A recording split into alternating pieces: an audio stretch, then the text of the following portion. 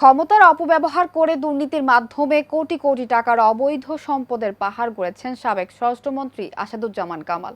দেশ থেকে পাচার করেছেন হাজার কোটি টাকা। অভিযোগ ছিল বস্তায় বস্তায় ঘুষ নেয়ারও। এবার তার পরিবারের নামে শত কোটি টাকার অবৈধ সম্পদ অর্জনের প্রমাণ পেয়েছে দুর্নীতি দমন কমিশন। দুদকের অনুসন্ধানে বেরিয়ে এসেছে দুর্নীতির এমনই চাঞ্চল্যকর তথ্য। বিস্তারিত নূর আফসার রিপোর্টে।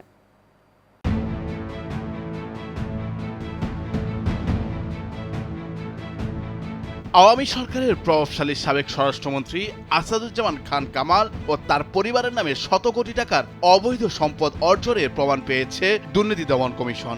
পাশাপাশি সংস্থাটির অনুসন্ধানে আরও 200 কোটি টাকার বেশি মানি লন্ডারিং সংক্রান্ত অপরাধের প্রমাণ পেয়েছে সংস্থাটির অনুসন্ধান টিম।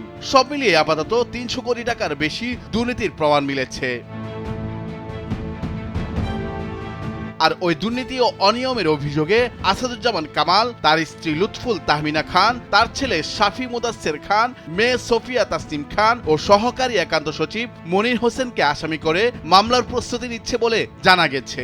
চলতি সপ্তাহের যে কোনো দিনই কমিশনের অনুমোদন ক্রমে মামলা করার সম্ভাবনা রয়েছে। এ বিষয়ে দুদকের ঊর্ধ্বতন এক কর্মকর্তা বলেন, দুদকের অনুসন্ধানে সাবেক স্বরাষ্ট্রমন্ত্রী আসাদুজ্জামান কামালের বিরুদ্ধে দুর্নীতির অকাট্য প্রমাণ মিলেছে। নিজ পরিবারের সদস্যদের নামে বেনামে 100 কোটি টাকার বেশি স্থাবর অস্থাবর সম্পদের প্রমাণ পাওয়া গেছে, যার মধ্যে ব্যাংকের নগদ অর্থ, টাকা ও ফ্ল্যাট ও জমি রয়েছে। অনুসন্ধানে তাদের ব্যাংক হিসেবেই শত কোটি টাকার বেশি অর্থের সন্ধান মিলেছে। এছাড়া তার এপিএস মনিরের বিরুদ্ধে প্রায় 20 কোটি টাকার অবৈধ সম্পদের প্রমাণ মিলেছে।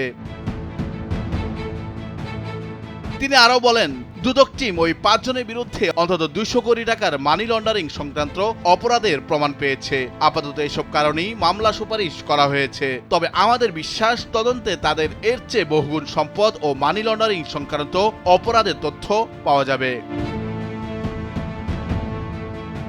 সাবেক স্বরাষ্ট্রমন্ত্রী আসাদুজ্জামান খান কামাল ও তার পরিবার সহ এই 5 জনের বাইরে স্বরাষ্ট্র মন্ত্রণালয়ের যুগ্ম সচিব ধনঞ্জয় কুমার দাস, ডিআইজি মোল্লা নজরুল ইসলাম খান, মন্ত্রীর সাবেক পিএস অতিরিক্ত সচিব হারুনুর রশিদ বিশ্বাস, প্রশাসনিক কর্মকর্তা মোল্লা ইব্রাহিম হোসেন, শরীফ মাহমুদ অপুর বিরুদ্ধেও দুর্নীতির অনুসন্ধান চলছে।